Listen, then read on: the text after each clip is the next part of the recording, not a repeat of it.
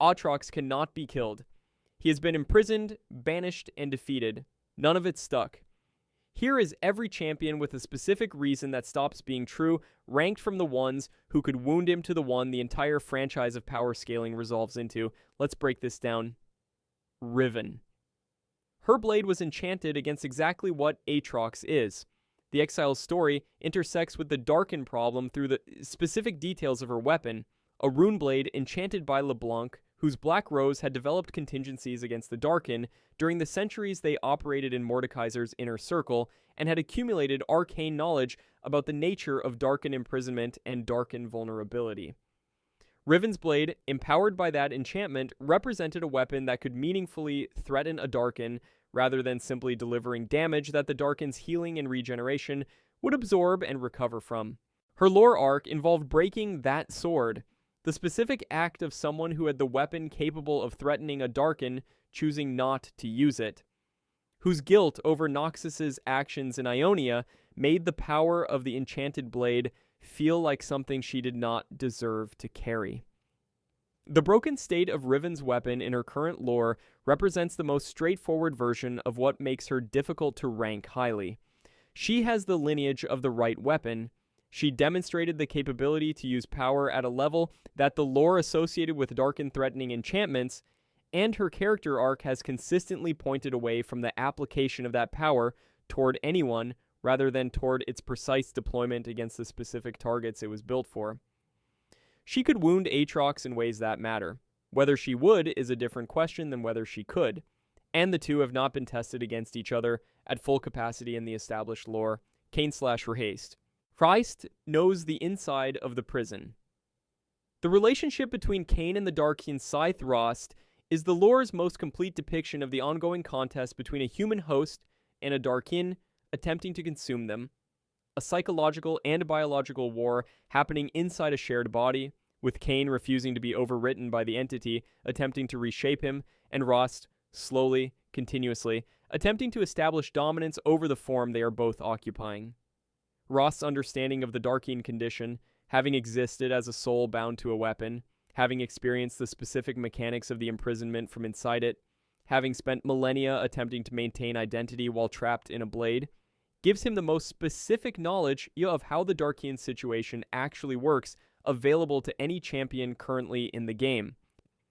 A Darkin fighting another Darkin is a confrontation between beings who share the same fundamental vulnerability, the weapon that contains them.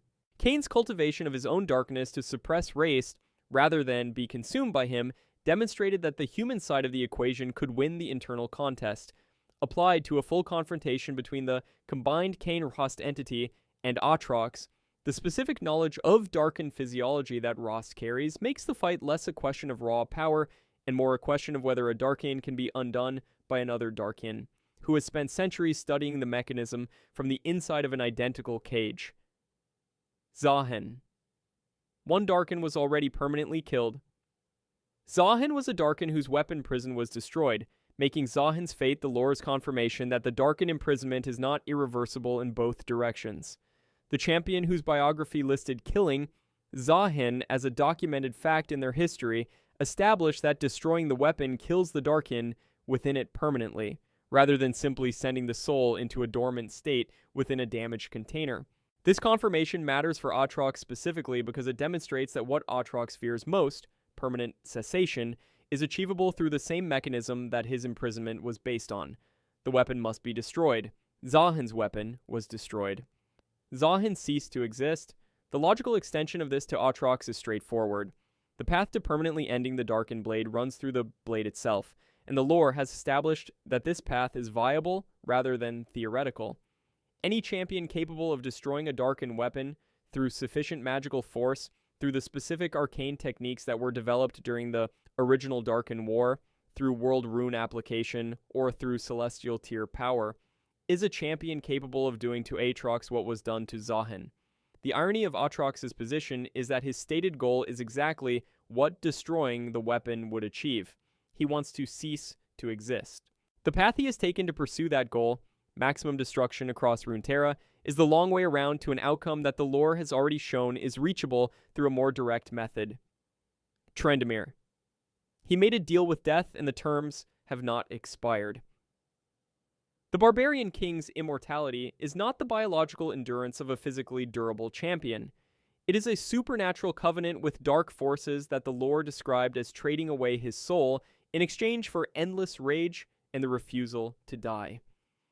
Tryndameri's specific relationship to death is the relevant fact in a confrontation with Aatrox, because Aatrox's consumption of host bodies and draining of life force are the mechanisms that most champions cannot survive past a certain threshold of engagement. A champion whose deal with darkness explicitly includes not dying under conventional circumstances presents Aatrox with a combat opponent who does not follow the timeline that his life-draining offense is calibrated around. The rage that sustains Tryndamere is not simply an emotional state, but a physical phenomenon. The same dark power that fuels his refusal to die also provides the offensive capability that makes him dangerous rather than simply durable.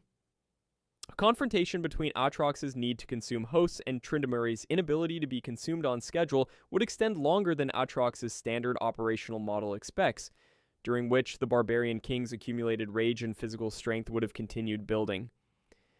He cannot destroy the sword. He cannot permanently end Aatrox through any mechanism that the lore has established.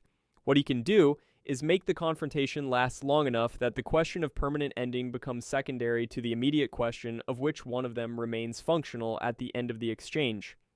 Pantheon. Atreus. Aatrox killed the aspect of war. What Aatrox did not fully account for was what the mortal who had hosted the aspect did afterward. The confrontation between Aatrox and the aspect of war, the celestial being whose mortal host was Atreus, produced the most significant lore fight Aatrox had experienced since the Darkin War itself. Aatrox carved the constellation of war out of the cosmos during their battle in the skies, effectively killing the aspect, and left Atreus, the mortal, to die from his injuries. This established an important lore fact. Aatrox at full capacity killed a celestial being. What it underestimated was that Atreus recovered. The mortal who had hosted the aspect of war survived the wounds, reached inward for the residual power of the constellation he had carried, and reignited the aspect through his own mortal will rather than through celestial selection or external empowerment. The Pantheon that returned to fight Aatrox a second time was not the celestial bearing borrowing a mortal's body. It was the mortal who had become the aspect through personal resolve, whose power came from what he chose to be, rather than what had been installed in him. He severed Aatrox's sword arm in their rematch. He ultimately defeated the Darkin. They remain antagonists, Aatrox pursuing total annihilation, Pantheon pursuing the end of all divine manipulation of mortal affairs, including the Darkin, and the rematch between a mortal who became a god through will alone and the Darkin who killed his previous version has not concluded. Rise. The world runes were used to wipe out civilizations and reshape reality. Applying them to a single sword holding a single soul is not a difficult application. The rune mage has spent his existence containing and preventing the use of artifacts whose primordial power the lore documented as capable of rewriting fundamental rules of existence. His specific knowledge of how the world runes interact with the established magical frameworks of Runeterra, necromancy, blood magic, ascension, Darkin imprisonment, is unmatched by any living champion, because he has spent centuries specifically studying what these forces do when they contact each other. The Darkin imprisonment was engineered through celestial magic taught by the aspect of Twilight. Magic that bound souls to weapons using a specific technique whose reversal the lore established was prevented by the erasure of the celestial ideal each Darkin had embodied. World rune energy does not operate within the established magical framework. It predates and supersedes it. A world rune applied to Aatrox's sword does not need to reverse the imprisonment through the same system that performed it. It can simply dismantle the container at a level of reality where the soul's binding to the weapon becomes a relationship between matter that the world rune is already qualified to end. Rise destroying the blade rather than fighting through Aatrox's combat capability is the lore's most technically clean path to a permanent outcome, available to the one champion who both possesses the relevant artifacts and understands precisely what applying them to a Darkin weapon would produce. Kindred.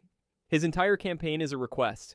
The lore established that Aatrox's goal, the apocalyptic final battle in which everything including himself is destroyed, is specifically directed at achieving what he believes will be oblivion.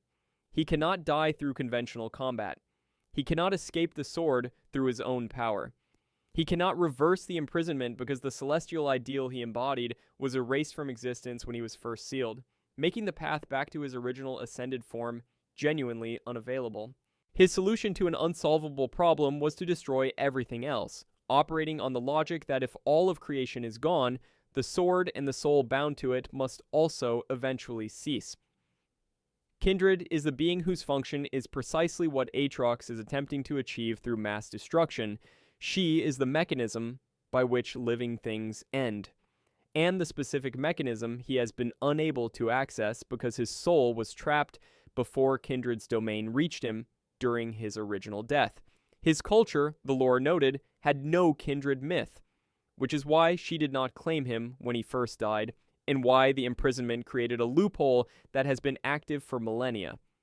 Kindred finally directing her full attention at the specific soul that has been running a workaround on her function since ancient Shuriman would not be a combat confrontation. It would be the correction of an administrative irregularity, Lamb offering the peaceful end that Aatrox has been requesting through the medium of catastrophic warfare, and Wolf taking what was always meant to be taken and was simply missed the first time. Aurelian Soul. The force that sealed Aatrox into his sword was described as feeling like 1,000 dead suns pulling him inward. Aurelian Soul builds those. The Starforger's specific relationship to the scale of power that imprisoned the Darkin is the lore's most direct answer to the question of what could permanently end Aatrox, not by fighting through his regeneration or destroying his sword through accumulated magical force, but by operating at the same tier of power that performed the original imprisonment and exceeding it. The celestial beings of Targon intervened during the Darkin War at a scale that armies could not match. Aurelian Soul is the entity those celestial beings borrowed the crown from, a being whose own creations were the aspects whose power preceded the Targon pantheon rather than deriving from it. The specific irony of Aatrox's relationship to the Starforger is that the celestial ideal Aatrox once embodied, the principle that was erased from existence when he was imprisoned, the concept that would need to be restored to reverse the Darkin condition, was itself something that existed because Aurelian Soul built the universe it inhabited. A being that created the framework within which celestial ideals exist has more direct access to the question of whether a specific ideal can be reconstituted or permanently ended than any other entity in the lore. Aurelian Soul, destroying the Darkin Blade would not require a fight. It would require the same casual attention he applies to stars that have stopped being useful.